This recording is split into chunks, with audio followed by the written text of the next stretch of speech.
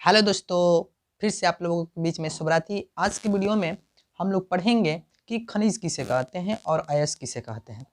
तो सबसे पहले हम लोग खनिज के बारे में पढ़ते हैं कि खनिज क्या होता है और इसको आसान भाषा में समझते हैं। खनिज धातु तथा उनके यौगिक से युक्त प्राकृतिक पदार्थ जो पृथ्वी तल के नीचे पाए जाते हैं उसे खनिज कहते हैं।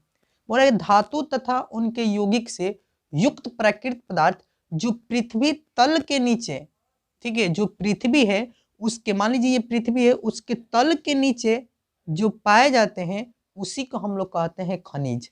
क्या कहते हैं? खनिज कहते हैं। जैसे कोयला, पेट्रोलियम एवं धात्विक अयस्क। यानी ये जो कोयला है, पेट्रोलियम है एवं धात्विक अयस्क है, ये कहाँ पाए जाते हैं?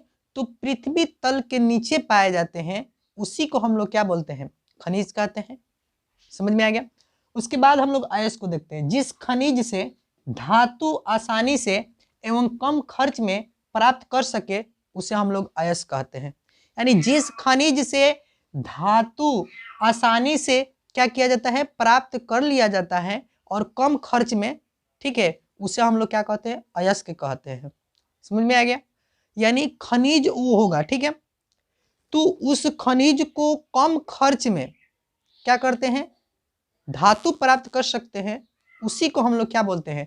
अयस्क बोलते हैं। जैसे कि मान लीजिए जिंक ब्लेंड, जिंक ब्लेंड से हम लोग आसानी से धातु प्राप्त कर सकते हैं, ठीक है। Al2O3 2H2O यानी बॉक्साइट से हम लोग आसानी से धातु प्राप्त कर सकते हैं। यहाँ पे है Fe2O3, हेमेटाइट से हम लोग आसानी से धातु प्राप्त कर सकते हैं और कम खर्च में कर सकते हैं। तो यही प्रक्रिया हम लोग का क्या कहलाती है? अयस्क कहलाती है। अभी तक मेरे चैनल को सब्सक्राइब नहीं किए हैं तो प्लीज़ आप लोग सब्सक्राइब कीजिए और दोस्तों में ज़्यादा से ज़्यादा शेयर कीजिए। तो दोस्तों आज के लिए इतना ही काफ़ी, फिर कल मिलते हैं। Bye bye, take care.